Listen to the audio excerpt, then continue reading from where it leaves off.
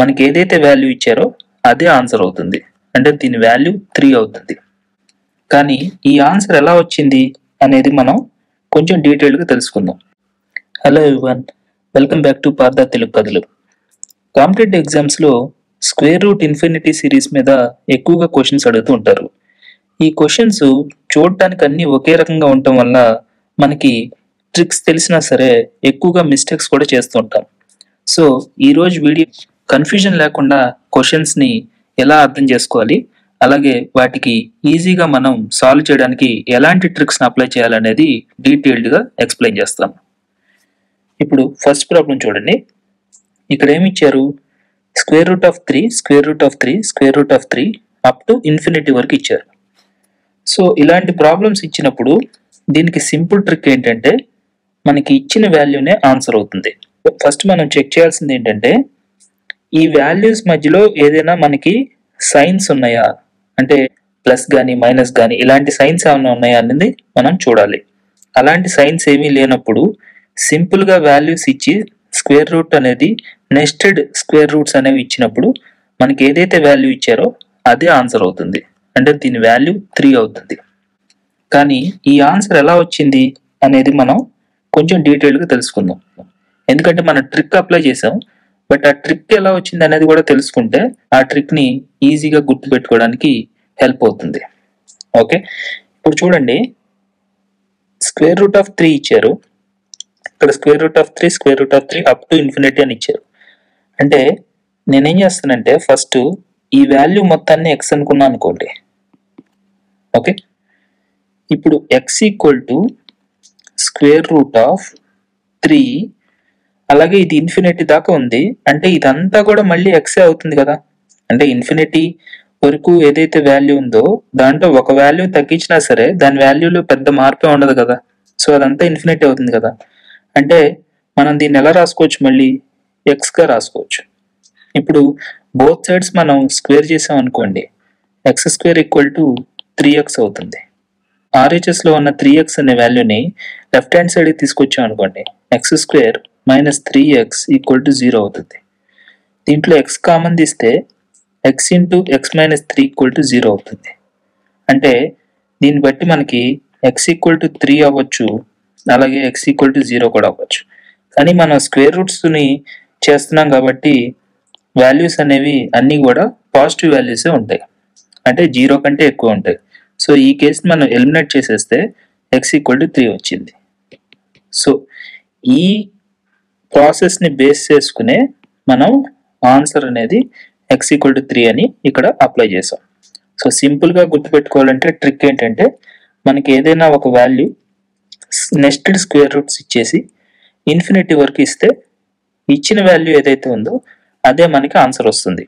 కానీ ఇక్కడ గుర్తుంచుకోవాల్సిన విషయం ఏంటంటే ఈ మధ్యలో ప్లస్ కానీ మైనస్ కానీ అలాంటి సింబల్స్ ఏవి ఉండకూడదు. సింపుల్గా వాల్యూస్ అనేది మాత్రమే నెస్టెడ్ స్క్వేర్ రూట్స్ ఉండాలి. ఓకే, ఇప్పుడు చూడండి, square root of 6 square root of 6 square root of 6 up to infinity అని ఇచ్చారు. సో దీని ఆన్సర్ ఏమవుతుంది? ఇచ్చిన వాల్యూ ఏదైతే అదే అవుతుంది, కాబట్టి 6 అనేది దీనికి ఆన్సర్ అవుతుంది. నెక్స్ట్ మోడల్ చూద్దాం.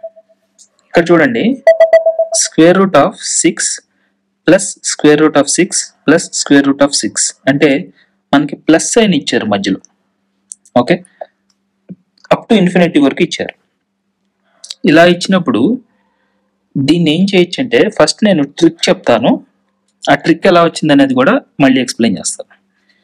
ఇచ్చిన వాల్యూ ఏదైతే ఉందో 2 కాన్సిక్యూటివ్ నెంబర్ ప్రొడక్ట్గా రాసుకోవాలి, అంటే 2 వరుస సంఖ్యల లబ్దంగా రాసుకోవాలి. ఇప్పుడు 2 కాన్సిక్యూటివ్ నెంబర్ ప్రొడక్ట్గా 6ని ఎలా రాయొచ్చు? 2 into 3 అని రాయొచ్చు, అంతే కదా. ఎందుకంటే 2కి 3కి మధ్యలో డిఫరెన్స్ అనేది 1 ఉంది. సో ఈ రెండు ఒకదాని తర్వాత ఒకటి వచ్చే వాల్యూసే కదా. సో దాని ప్రొడక్ట్గా రాసాం. ఇలా అంటే దీన్ని మనం ఏ ఫామ్లో ఉన్నట్టు, ఇది n ఇంటూ n+1 అనే ఫామ్లో ఉన్నట్టు, అంతే కదా. ఎందుకంటే ఒక వాల్యూ వచ్చింది, దాని తర్వాత +1 యాడ్ చేస్తే నెక్స్ట్ వాల్యూ వచ్చింది. సో ఇక్కడ మనకి ప్లస్ సైన్ ఇస్తే, అన్నింటికి మధ్యలో ప్లస్ సైన్ ఉంటే మనం ఏ వాల్యూని తీసుకోవాలి అంటే పెద్ద వాల్యూ ఏది ఉంటుందో దాన్ని తీసుకోవాలి, అంటే బిగ్గర్ వాల్యూని తీసుకోవాలి. సో ఇక్కడ ఈ కేసులో 2, 3 అని ఉంటే సో ఈ రెండు వాల్యూస్ లో పెద్ద వాల్యూ ఏది 3 అవుతుంది. కాబట్టి ఆన్సర్ దీనికి 3 వస్తుంది. ఓకే, బట్ అసలు ఇదంతా ఎలా వచ్చిందంటే సేమ్ ఇందాకలాగానే మనం మొత్తం ఏదైతే మనకి √6 ఈ మొత్తం ఏదైతే ఇచ్చాడో దాన్ని x అనుకుంటే అది అప్ టు ఇన్ఫినిటీ వరకు ఉంటే మనం ఏం చేయొచ్చు, దీన్ని x √6 + x కింద రాసుకోవచ్చు కదా. అంటే ఇదంతా కూడా ఎక్సే కదా అప్ టు ఇన్ఫినిటీ వరకు. సో ఇప్పుడు బోత్ సైడ్ స్క్వేర్ చేయండి. x² = 6 + x. అప్పుడు రైట్ హ్యాండ్ సైడ్ ఉన్న వాల్యూస్ లెఫ్ట్ హ్యాండ్ సైడ్ తీసుకొస్తే x² - x - 6 = 0. ఇప్పుడు దీన్ని మనం సాల్వ్ చేయాలనుకోండి, ఎలా సాల్వ్ చేయొచ్చు, ఫార్ములా కూడా ఉంది కదా, -b ± (b² - 4ac) 1 ± (√25) అంటే 5/2 అంటే 1 + 5/2 ఆర్ అండ్ 1 - 5/2. ఈ వాల్యూ నెగటివ్స్ లోకి వెళ్ళిపోతుంది. మన స్క్వేర్ రూట్స్ వేసినప్పుడు అన్ని పాజిటివ్ లో ఉండాలి కాబట్టి ఇది మనం ఎలిమినేట్ చేసేయచ్చు. అంటే ఇది ఏమవుతుంది, 1 + 5 6/2 దట్ ఈజ్ ఈక్వల్ టు 3 అవుతుంది. సో ఆన్సర్ అనేది 3 అయింది. సో ఇదంతా చేయకుండా మనం సింపుల్ గా షార్ట్ కట్ ఏంటంటే వీటిని 2 కాన్సిక్యూటివ్ నెంబర్ ప్రోడక్ట్ గా రాసి దాంట్లో బిగ్గర్ వాల్యూని తీసుకోవాలి ఇక్కడ ప్లస్ ఉంటే, అదే ఇక్కడ మైనస్ ఉంటే స్మాలర్ వాల్యూని తీసుకోవాలి. ఓకే, ఇప్పుడు చూడండి ఇక్కడ మైనస్ ఉంది కదా, 42 -√42 -√42 అప్ టు ఇన్ఫినిటీ అని ఇచ్చారు. కాబట్టి ఇందాక చెప్పిన ఫార్ములా ప్రకారం ఇప్పుడు ఈ 42 అనేవన్నీ మనం ఎలా రాయొచ్చు, 2 కాన్సిక్యూటివ్ నెంబర్ ప్రొడక్ట్ గా రాయొచ్చు. అంటే 6 × 7 అవుతుంది. బట్ ఇక్కడ మైనస్ ఉంది కాబట్టి మనం ఏ వాల్యూని తీసుకోవాలి, స్మాలర్ వాల్యూని తీసుకోవాలి. అంటే దీని ఆన్సర్ వచ్చేసరికి 6 అవుతుంది. ఓకే, నెక్స్ట్ ఎగ్జాంపుల్ చూడండి. √7 + √7 అప్ టు ఇన్ఫినిటీ అని ఇచ్చారు. ఇందాక మనం ఏం చెప్పుకున్నాం, ఇలా ఒక వాల్యూ ఇచ్చినప్పుడు ఈ నెంబర్ని 2 కాన్సిక్యూటివ్ నెంబర్స్ ప్రొడక్ట్ గా రాయొచ్చో లేదో చెక్ చేయమని చెప్పాం. బట్ ఇక్కడ ఇందాక ఇచ్చిన వాల్యూస్ లో అంటే 2 కాన్సిక్యూటివ్ నెంబర్ ప్రొడక్ట్ గా రాయొచ్చు. బట్ 7 అనేది 2 కాన్సిక్యూటివ్ నెంబర్ ప్రొడక్ట్ గా రాయలేం. ఇలాంటి సిచ్యువేషన్స్ లో మనం డైరెక్ట్ గా ఒక ఫార్ములాని అప్లై చేయాలి. ఓకే, ఆ ఫార్ములా ఏంటంటే √4n + 1 + 1/2. n అంటే గివెన్ నెంబర్, అంటే ఇక్కడ మనకి ఇచ్చిన నెంబర్ ఏంటి 7 కదా. సో √4 × 7 + 1 + 1. ఇక్కడ అబ్జర్వ్ చేయండి, ఈ +1 అనేది స్క్వేర్ రూట్ లోపల లేదు, బయట ఉంది. ఓకే, /2 అంటే ఇది ఎంత అవుతుంది, 4 × 7 అంటే 28 అవుతుంది, +1 29 అవుతుంది, ఇది +1/2. సో దీని ఆన్సర్ ఇట్లా వస్తుంది. ఇక్కడ మైనస్ ఇస్తే ఇప్పుడు 5 ఉంది. ఈ ఎగ్జాంపుల్ చూడండి, ఈ ఎగ్జాంపుల్లో 5 ఉంది. 5ని కూడా మనం 2 కాన్సిక్యూటివ్ నెంబర్స్ ప్రొడక్ట్ గా రాయలేం, అంటే 2 వరుస సంఖ్యల లబ్దంగా దీన్ని రాయలేం. సో ఇలాంటి సిచ్యువేషన్ లో ఏం చేయొచ్చు అంటే సేమ్ ఫార్ములానే ఇక్కడ వాల్యూతో పాటు మైనస్ ఇస్తే మనకి ఫార్ములాలో మైనస్ వస్తుంది. అంటే √4n + 1 - 1/2. n అంటే ఇచ్చిన వాల్యూ 5 కదా, అంటే √4 × 5 + 1 - 1/2 దట్ ఈజ్ ఈక్వల్ టు √21 - 1/2. దీని ఆన్సర్ అవుతుంది.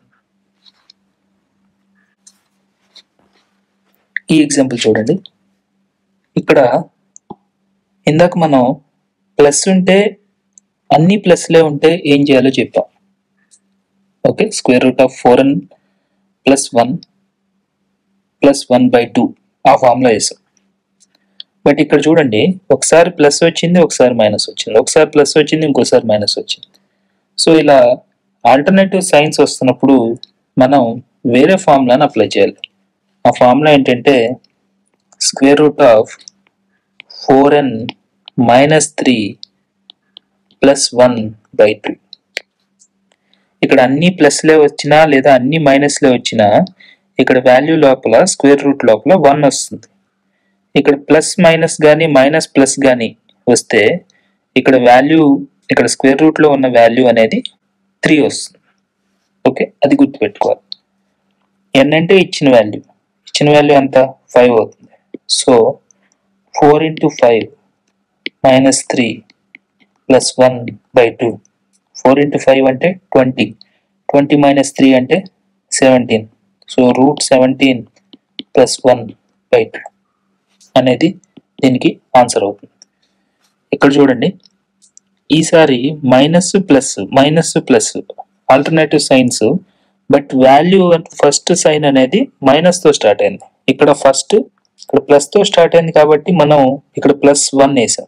Square root of 4n minus 3 plus 1 వేసాం. బట్ ఇక్కడ మైనస్ తో స్టార్ట్ అవుతుంది. సో ఇక్కడ ప్లస్ బదులు మైనస్ వస్తుంది. సేమ్ ఫార్ములాను మైనస్ రాసి మనం ఫార్ములాని వాలిడేట్ చేద్దాం. 4n minus 3 minus 1/2. ఇచ్చిన వాల్యూ 3 కాబట్టి 4 into 3 minus 3 minus 1/2. 4 into 3 అంటే 12 minus 3 అంటే 9.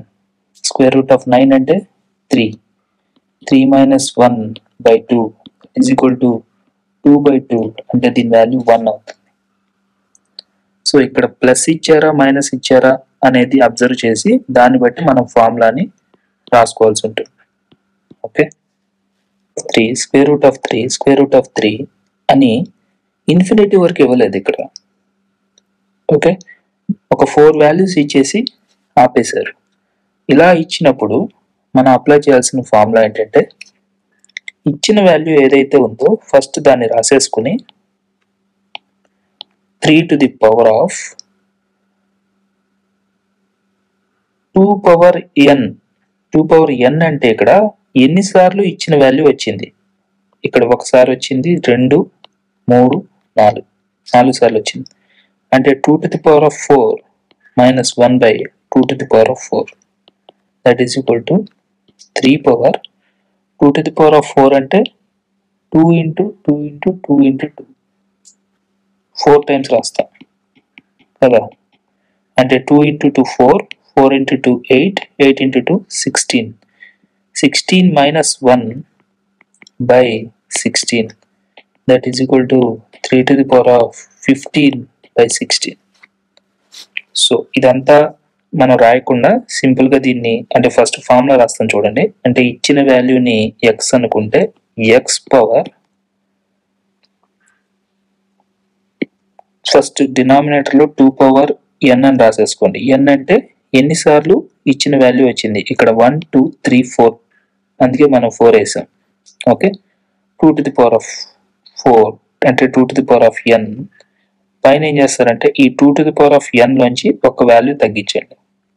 అందుకే మనకి ఇక్కడ డినామినేటర్ లో 16 వస్తే న్యూమరేటర్ లో 15 వచ్చింది. అంటే 2 to the power of n minus 1. ఇది ఫార్ములా. ఇప్పుడు చూడండి, ఇదే ఫార్ములాని అప్లై చేసి దీనికి వాల్యూ ఏమొస్తుందో చూద్దాం. ఇక్కడ ఏమి ఇచ్చారు, స్క్వేర్ రూట్ ఆఫ్ 5 అంటే ఇచ్చిన వాల్యూ 5. ఫస్ట్ 5 రాసేసుకోండి. To the power of by first denominator రాయండి. డినామినేటర్లో 2 to the power of n అన్నాం. n అంటే ఈ వాల్యూ మనకి ఇచ్చిన వాల్యూ ఎన్నిసార్లు వచ్చిందో అది రాయాలి. అంటే ఇక్కడ ఏంటి 3 టైమ్స్ వచ్చింది. అంటే 2 to the power of 3 అంటే 2 into 2 అంటే 4 2 into 2 4 into 2 8 ఇది 8 అవుతుంది. పైన న్యూమరేటర్లో 2 to the power of n minus 1 అన్నాం. అంటే దీనికంటే ఒక వాల్యూ తక్కువ ఉంటుంది కాబట్టి 7 ఉంటుంది. సో దీని answer 5 to the power of 7/8. For example చూడండి, ఇక్కడ ఏంటంటే మనకి ఇలా మల్టిపుల్ నెంబర్స్ ఇచ్చేసి వాటిని స్క్వేర్ రూట్స్ ఇచ్చి వాల్యూ ఫైండ్ అవుట్ చేయమంటారు. ఇలా ఇచ్చినప్పుడు మనం కనుక లెఫ్ట్ టు రైట్ చేస్తే ఫస్ట్ మనకి ఏమనిపిస్తుంది అంటే √14 అనేది పర్ఫెక్ట్ స్క్వేర్ కాదు కదా, అంటే √14 కి ఎగ్జాక్ట్ గా స్క్వేర్ ఫైండ్ అవుట్ చేయడం కుదరదు కదా. సో అందుకని ఇలాంటి ప్రాబ్లమ్స్ ఇచ్చినప్పుడు ఫస్ట్ రైట్ సైడ్ నుంచి మనకి పర్ఫెక్ట్ స్క్వేర్ ఉంటే రైట్ సైడ్ నుంచి సాల్వ్ చేయడానికి ట్రై చేయండి. అంటే నేను ఈ ప్రాబ్లమ్ని లెఫ్ట్ సైడ్ నుంచి చూసే బదులు రైట్ సైడ్ నుంచి సాల్వ్ చేసుకుంటూ వచ్చాం అనుకోండి. ఇప్పుడు √9 అని ఉంది. √9 అంటే ఎంత? 3. అంటే ఈ వాల్యూ బదులు నేను 3, అప్పుడు ఏమవుతుంది? √13 + 3. √13 + 3 అవుతుంది. 13 + 3 అంటే √16. ఇక్కడ 3 వచ్చింది అనుకోండి. ఫర్ ఎగ్జాంపుల్ ఈ వాల్యూ 3 వచ్చింది. ఈ వాల్యూ 13 + 3 అంటే 16. √16 అంటే 4. ఈ వాల్యూ 4 వచ్చింది. ఇప్పుడు 29 - 4 అంటే √25. √25 అంటే మనకి ఎంత తెలుసు? 5 అని తెలుసు. సో దీన్ని ఎలా రాసుకోవచ్చు? √14 - √20. √14 - √25 అంటే √14 - 25 అంటే 5. 14 నుంచి 5 తీసేస్తే √9 దట్ ఈజ్ ఈక్వల్ టు 3.